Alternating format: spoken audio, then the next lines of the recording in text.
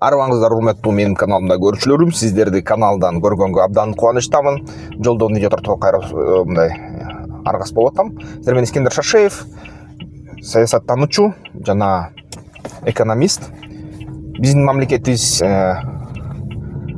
Иранга гум жардам жиберген. Албетте бул менен таш менен урганды аш менен ур болуп жатат. Бир четтен, экинчи четтен Иран бизге стратегиялык жактан абдан керектүү мамлекет. Ирандын эли аябай таланттуу. Гендер боюнча Иран элинин көпчүлүгү Азербайжан бөлүгү дагы, Парс бөлүгү дагы туугандашып кетет. R1A, B деген ушундай вариациялар менен аябай көп гендер бар экен. Ушуна биздикине окшош гаплогруппабызга эч калса тууганда, генетика боюнча тууган болуп чыгат. Албетте Иран бизге керек, бирок согушпаган, тынч, орду жайындагы гүлдөп жаткан ушундай жакшы бир мындай тынчтыкка жана соодага, бизнеске, ушундай инженердик нерселерге умтулган Иран бизге керек. Бизге акыр заманды жакындаткан Иран кичине оорчулукту туудурат. Ансыз дагы 2022 Иран тарабынан ушул завод курганы, дрон завод курганы, согушуп атып жатканыбызды конушчуларыбызга эстен чыга элек, эсте дагы эле катуу турат. Ошо эгерде нерселерди кичине эстен чыгарбасак, калганы ошо Ирандын кыргыз мамлекетибизге мындай кандай эч бир кастыгы жок да азырынча. Бирок албетте өзүнүн элине катаал иштерди жасаганы өтө туура эмес деп эсептейм.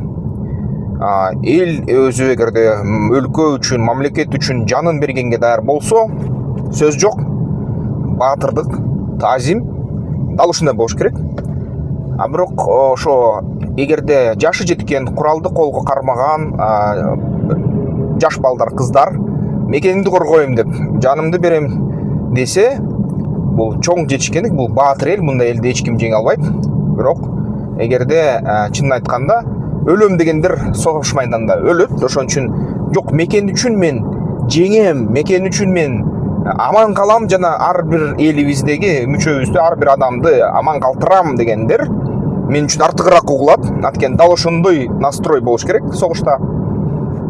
Мисалы үчүн ошо армиялардын ар кайсы түрлөрүнүн ар кандай принциптери бар. Советтер Союзунда бизди үйрөтчү, мекениң үчүн жан дилиңди бер, өл деп.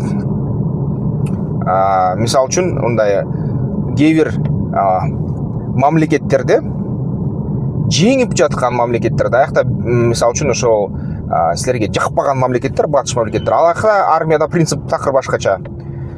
Өл деп эч ким айтпайт, айтат мекен үчүн жең, аман кал жана мекендин кызыкчылыгын корго дешет да. Ошондуктан булар деген азырынча жакынкы чыгыштагы согуштарда, мисалы үчүн силерге жакпаган мамлекеттердин курсу мындай өмүр алмаштыруу курсу согуш майданында төмөнкүдөй. Мисалы үчүн бир ошол силерге жакпаган мамлекеттин, батыш мамлекеттердин желдети өлсө, мисалы үчүн Иракта курс 400 болчу да. Бул эмнени билдирет? Бир ошол силерге жакпаган мамлекеттин аскеринин өмүрүнө 400 жакынкы чыгыштагы кайсы бир мамлекеттин өмүрү келчи да, түзмө-түз. Эффективдүүлүк. Ал ошондой эле, мисалы үчүн азыркы тапта дагы ошондой 2000ге чукул адам өлүп атат. Анын ичинде ошол ислам революциянын кароочуларынын санынан ошол 1000дей адам өлүп атат, аскерлеринен, башчыларынан. Жөнөкөй желдеттери дагы эле кырыла элек, көп санда деп айтса болот. Тигилердики, мисалы үчүн АКШныкын алсак, 18 киши каза болду да. Алмаштыруу курсу бир аз албетте көтөрүлүп калды. Анткени жаңы заман, жаңы технологиялар, бирок дагы эле чоң.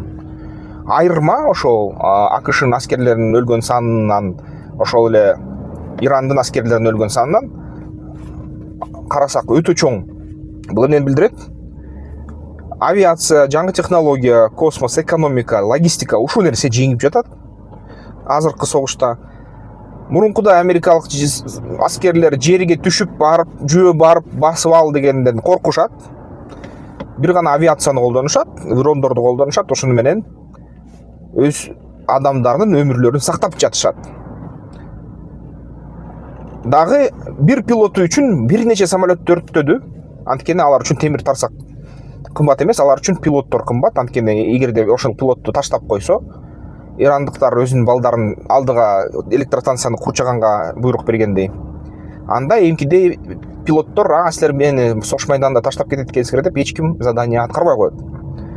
Бир четинен, экинчи четинен бул деген такыр эки башка подход да, эки башка дүйнө. Мисалы үчүн ошо Иранда адам баары бир жаны жаннатка барат, өлүш керек. Өлгүн десе, жаш балдар өлүш керек.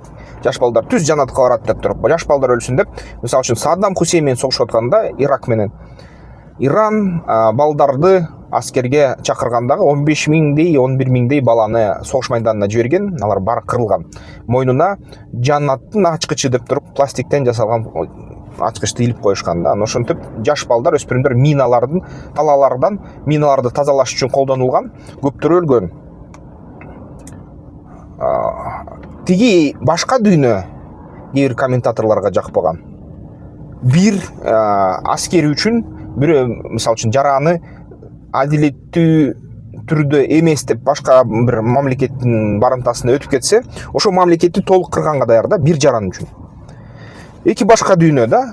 Тиги мамлекет айтат, биздин ар бир жараныбыздын ошол жаны, өмүрү биз үчүн алтындан да жогору.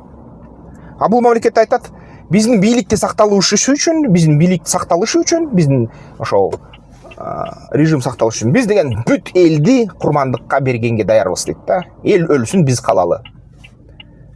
Туугандар, эгерде силер ошону балдарды, өспүрүмдөрдү өлүмгө жибергенге даяр болсоңор, анда менде силерге жаман кабар. Силер деген эл аралык мыйзамдарды бузуп атасыңар. Биринчиден, бул деген аскердик кылмыш деп эсептелинет. Бузганы жатасыңар да, ошо бузганга ниетиңер бар экен да, биринчиден. Экинчиден, силердей болгон элдин артынан башка эл барбайт. Силер ошондой туугандар, ошон үчүн эл аралык мыйзамдар боюнча ошону так түшүнүш керек. Балдарды согушка тартса болбойт. Тынч жарандарды согушка тартса болбойт. Жашы жеткен эле балдар куралды алып, базалык түрдө аскердик нерсеге үйрөнүп, сборлорго катышып, атканды үйрөнүп, анан комбатант деп эсептелгенден кийин анан гана аларды аскерге тартса болот. Бул деген ошо ойлор, пикир менен сиздер менен бөлүшүп атам. Анан ошон үчүн эгерде сиздер жазып атасыздар, кээ бириңиздер мен мекен үчүн барып төшүмдү салам депчи, баягы согушканга даярмын деп айтып атасыздар. Ал жакшы, жеке сиздер үчүн, эгерде сиз жашка жетип калган адам болсоңуздар. Бирок эгерде сиз өспүрүм болсоңуздар, кечи жаш бала болсоңуздар, анан ошондойго барайын десеңиздер, бул туура эмес болот да. Эл аралык мыйзамдар боюнча жарабайт бул ишке. Согуш деген бул жетилген жана үйрөтүлгөн адамдар үчүн, атайын учебкадан окугандар үчүн. Бул эч качан согуш жаш өспүрүм балдарларга, аялдарга, баягы тынч жашоо, тынч өмүр сүрүп жаткан адамдарга арналган эмес. Анан ошол тыныгуу тез бузулду туугандар. Ошол тыныгуу жарыялары менен эле ошо Иран менен Израиль баары иш аракеттерин өткөрдү. Мисалы үчүн Иран ошол анын нефтехимиялык заводуна Бириккен Араб Эмираттарынын Мираж деген учактары келип сокту дейт. Иран ошону бул тыныгууну бузуу деп туруп ошол кайра сокту дейт. Ошол Бириккен Араб Эмираттарынын территориясына, Бахрейнге, кайра эле ошол Сауд Аравияга согуп баштады дейт, ракеталар менен Израилге ансыз деле согуп аткан. Израиль болсо биз деген ошол Хезбаладан ошол тынчтык тыныгууга Хезбаланы же болбосо Ливанды киргизбейбиз деп туруп Хезбалага, Ливанга 100 атака кылды 1 сааттын ичинде. Кээ бир маалыматтар айтып атат, булар деген координациялык атаканы кылгандыгы дейт. Ошол офицерлерди Хезбаланыкын таап, кай жерде тургандарын, ошол бүт локацияларга бирдей сокку кылды, алардын кайра жаңы кышайланган башчыларын өлтүргөнгө дейт. Мурун Пейджер деген операциясы болду эле, ошол анын уландысы дейт. Бирок анысы тастыктала элек. Бириккен Араб Эмираттарга суроолор жөнөтүлдү. Бирок Бириккен Араб Эмираттар эчтеке деген жок, комментарий айткан жок эчтеке. Эмираттарга атылган ошол ракеталардын көбүн 90-98% перехват кылдык деп айтты. Ошол бул тыныгууга окшойт. Эми АКШ болсо Трамп кыйын болуп ошо тыныгууга жеткиздик, мынакей тынчтык кылдык деп аябай көп заявление кылып атканда жанакындай соккулар уланып атты. Анан бүгүн да ушундай көп соккулар болуп, көп кан төгүлдү. Жакын чыгышта тыныгууга окшош эмес, бир да. Бирок негедир ошо тараптар тыныгуу болуп кеткендей эле сүйлөшүп жатышат. Пакистан биз тынчтыкты орноттук деп жатышат. Пакистан биз тынчтыкты орноттук дегенден кийин жанагы соккулар кайра уланып атканда, азыр болсо Трамп жини келип туруп, Израиль силер эмне акмаксыңар, Израиль менен ошо Иранга атырылды, көп сөздөрдү айтты, жаман сөздөрдү айтты. Буздуңар деп биздин ушундай орноткон тынчтыгыбызды. Андан ары эмне болду? Андан бара эчтеке боло элек, согуш уланып атат, туугандар ракеталар учуп атат, ошол Израилдин үстүндө баягы кассеталык боеголовкалар өтүп атат, Айрон домду тешип өтүп эле. Бириккен Араб Эмираттарына негизги ошол нефтехимиялык ишканаларга жана ошо туристтик объекттерге ракеталар учуп атат. Араб Эмираттар биз анын баарын перехват кылып атабыз деп жатат азыркы тапта. Анан ошондой эчтеке бүт элек, эчтеке токтой элек. Ормуз булуң ачылды деп айтууга да кыйын да, анткени азырынча Ормуз булуңдан ошол кемелер өтө баштады деген сөздөр да жок. Ушундай. Кандай деп ойлойсуздар туугандар? Сиздер комментарийлерге жазгыла. Мисалы үчүн биздин мамлекетибиз ушундай тапта албетте аракеттерин жасап атат, бирок бул деген согуш өтө мындай, кандай десем, начар болуп атат да, ошол тыныгуу болот дегенде эле нефтке баалар түшүп кеткен болчу. Азыр тыныгуу кайра бузулду дегенде эле кайра нефтке биржадан баалар өсө баштады. Ошон үчүн бизге бул түзмө-түз тиет, кымбатчылык, инфляция, андан көрө баары тынчтык менен жүрсө болмок. Дагы бир сыйра эстетип коеюн туугандар, эгерде дүйнөдө кайсы бир мамлекет экинчи мамлекети жакында келечекте биз ошону жок кылабыз деп ядердик куралды өздөштүрсө, анда проблема болот болуш керек бир күнү. Эми АКШ менен Израиль албетте алар ушундай кылмыштар жасатат, аскердик кылмыштар аларга наалат. Бирок ошону менен бирге эгерде кайсы бир үчүнчү бир мамлекет Кыргызстанды бир күнү ушинтип жоготобуз, кырабыз, ушул кыргыздарды жерин алып алабыз, анан булар кыргыздар капырлар, кыргыздар жок кылыш керек дей берсе, кайсы бир мындай гипотетикалык мамлекет, анда биз кандай болмокпуз да, ошо суроо мага кызыктырат кээде. Биз кандай иш алып бармакпыз, иш аракетибиз кандай болмок, эмне кылмакпыз, ошондой абалга дуушар болуп калсак.